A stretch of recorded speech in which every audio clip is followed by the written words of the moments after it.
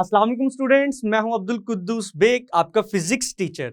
Dear students, आज के lecture में हम चैप्टर नंबर 5 के लास्ट 2 न्यूमेरिकल्स के सॉल्यूशंस को डिस्कस करेंगे। तो स्टूडेंट्स, लेक्चर को स्टार्ट करने के लिए चलते हैं व्हाइट बोर्ड की तरफ। स्टूडेंट्स, स्टार्ट करते हैं चैप्टर नंबर 5 का second last numerical, which is numerical number 5.9, and it states that the earth rotates on its axis once a day. Suppose by some process the earth contracts so that its radius is only half as large as at present. How fast will it be rotating then? If the moment of inertia for the earth is given, which is equal to 2 by 5 mr square, if earth is to be considered as a sphere. तो students, सबसे पहले हम given data लिखेंगे।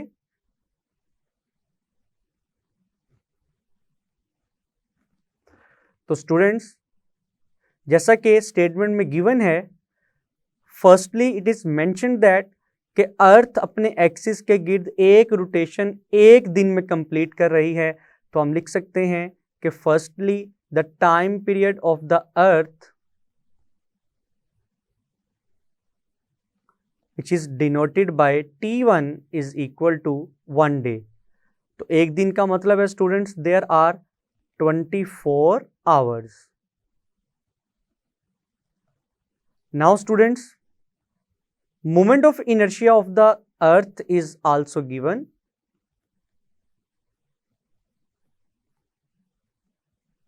Which is equal to I is equal to 2 by 5 mr square. Now students, data को complete करने के बाद हम लिखेंगे what is required in this numerical. तो हमारी नेक्स्ट हेडिंग होगी टू फाइंड की. तो स्टूडेंट्स, हमने फाइंड करना है कि अगर किसी भी तरह से अर्थ के रेडियस को हाफ कर दिया जाए तो students then how fast will it be rotating then, means that कि देन अर्थ कितने टाइम में अपना एक चक्कर कंप्लीट करेगी. तो स्टूडेंट्स, इट मींस दैट हमने अगेन टाइम पीरियड की वैल्यू फाइंड करनी है, लेकिन अब की बार हम टाइम पीरियड को रिप्रेजेंट करेंगे T2 के साथ. लेकिन स्टूडेंट्स, कंडीशन क्या है? अगर हम लेट करें initial radius of earth is equal to r1, तो स्टूडेंट्स अर्थ का फाइनल रेडियस किसके इक्वल होगा? जिसे हम r2 से रिप्रेजेंट करेंगे. It will be equal to the half of the initial radius, जिसे हम r1/2 से रिप्रेजेंट करेंगे. नाउ स्टूडेंट्स, अब हम इस न्यूमेरिकल को सॉल्व करने के लिए फॉर्मूला लिखेंगे. तो हमारी नेक्स्ट हेडिंग होगी फॉर्मूला की.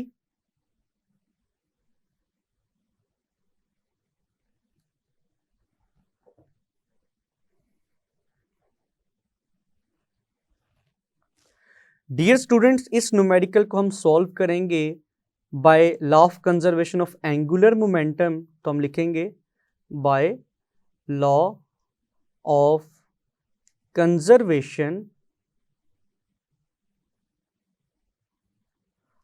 of angular momentum.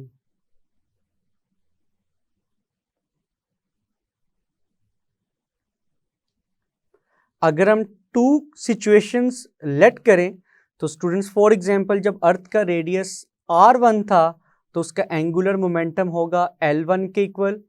तो स्टूडेंट्स, जब अर्थ का रेडियस इनिशियल वैल्यू का हाफ हो गया तो सिस्टम का एंगुलर मोमेंटम हम L2 से रिप्रेजेंट करेंगे. तो स्टूडेंट्स, जैसा कि आपको मालूम है एंगुलर मोमेंटम किसके इक्वल होता है? I ओमेगा के इक्वल. तो L1 किसके इक्वल होगा? I1 ओमेगा 1 के इक्वल. और स्टूडेंट्स, L2 किसके इक्वल होगा? I2 ओमेगा 2 के इक्वल. नाउ स्टूडेंट्स, अब हम I की जगह पुट करेंगे 2 by 5 mr स्क्वायर. और स्टूडेंट्स, हम ओमेगा की जगह पुट करेंगे 2 पाई आवर टी। तो स्टूडेंट्स अब हम इस न्यूमेरिकल का सॉल्यूशन स्टार्ट करते हैं।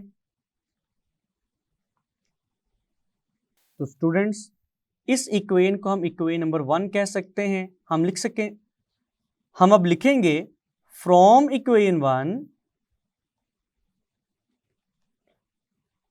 we can write that I1 omega 1 is equal to I2 omega 2। तो स्टूडेंट्स I1 की वैल्यू किसके इक्वल होगी? I1 should be equal to 2/5 m R1 square. और स्टूडेंट्स ओमेगा 1 की जगह हम लिखेंगे 2 pi divided by T1 is equal to I2 की जगह हम लिखेंगे स्टूडेंट्स 2/5 m R2 स्क्वायर। और स्टूडेंट्स ओमेगा 2 की जगह हम लिखेंगे 2 pi divided by T2। Now students जैसा कि अभी हमने लेट किया है R2 is equal to R1 divided by 2। Now students हम लिखेंगे 2 to the 4/5 m R1 square multiply by pi divided by T1 is equal to again 2 to the 4 divided by 5 m। लेकिन R2 की जगह हम लिखेंगे students R1 divided by 2 because final radius of the earth is equal to the half of its initial radius. Whole का square आएगा और आगे लिखेंगे multiply by pi divided by T2। Now students अब हम इस इक्वेशन को फर्दर सॉल्व करेंगे। तो हम लिखेंगे students 4/5 m R1 square multiply by pi divided by T1 is equal to 4/5 m multiply by R1 square divided by 4 multiply by pi divided by T2। Now students equal की दोनों तरफ similar values को हम cancel करेंगे।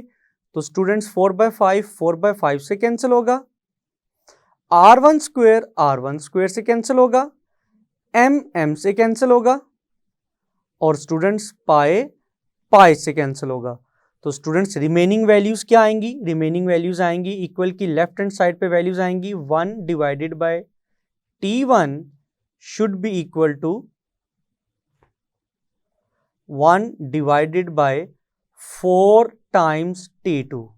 Now students अगर हम values को cross multiply करवाएं तो क्रॉस मल्टीप्लाई करवाने से हम लिखेंगे 4 times T2 is equal to T1। लेकिन स्टूडेंट्स हमने तो T2 की वैल्यू कैलकुलेट करनी है which will be equal to T1 divided by 4।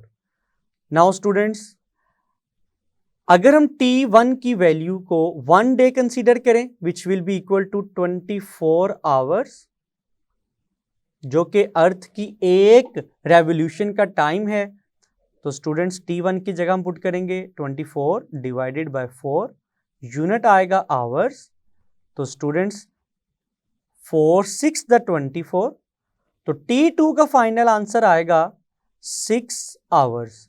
इसका मतलब ये है स्टूडेंट्स अगर हम किसी भी तरह से अर्थ का रेडियस हाफ कर दें तो अर्थ 24 आवर्स की बजाय 6 आवर्स में एक रेवोल्यूशन कंप्लीट करेगी। तो स्टूडेंट्स आपने देखा कि किस तरह से हमने अर्थ का फाइनल टाइम पीरियड कैलकुलेट किया if its radius becomes half to its initial value. And students, this is the solution of numerical number 5.9. Students, start करते हैं चैप्टर नंबर 5 का last numerical which is numerical number 5.10 and it states that what should be the orbiting speed to launch a satellite in a circular orbit 900 kilometer above the surface of Earth. Take mass of earth as 6.0 into 10 raised to power 24 kilograms and its radius as 6400 kilometre. तो students numerical को solve करने के लिए सबसे पहले हम given data लिखेंगे। As the radius of the earth and the mass of the earth is given, तो स्टूडेंट्स हम लिखेंगे mass of earth जिसे हम कैपिटल M से रिप्रेजेंट करेंगे, it is equal to 6 into 10 raised to power 24 kilogram. And students, radius of the earth is also given, जिसे हम capital R से रिप्रेजेंट करेंगे, and it is equal to 6400 kilometres. लेकिन students अगर हम radius को मीटर्स में कन्वर्ट करें तो इसकी वैल्यू मीटर्स में किसके इक्वल आएगी? 6.4 into 10 raised to power 6 meters के equal. Now students height of the satellite is also given, which is equal to h and its value is 900 kilometres. तो स्टूडेंट्स अगर हम 900 किलोमीटर्स को मीटर्स में convert करें तो हम लिखेंगे 9 into 10 raised to power 5 metres. Now students data को कंप्लीट करने के बाद अब हम अपनी नेक्स्ट हेडिंग लिखेंगे टू फाइंड की।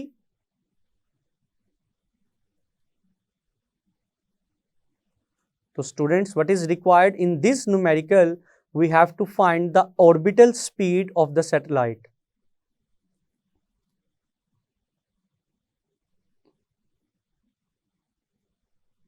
जिसको हम V0 से रिप्रेजेंट करेंगे। नाउ स्टूडेंट्स ऑर्बिटल स्पीड की वैल्यू को कैलकुलेट करने के लिए हम कौन सा फॉर्मूला यूज करेंगे? तो स्टूडेंट्स जैसा कि आपको मालूम है orbital speed of the satellite is equal to V0 is equal to square root gm over r, and students it is equation number 1, और students g is the universal gravitational constant जिसकी वैल्यू होती है 6.673 into 10 raised to power -11 newton metre square पर kilogram square. Dear students अब हम equation number 1 में values put करेंगे ताकि हम orbital speed of the satellite calculate कर सकें। तो हमारी नेक्स्ट हेडिंग होगी सॉल्यूशन की।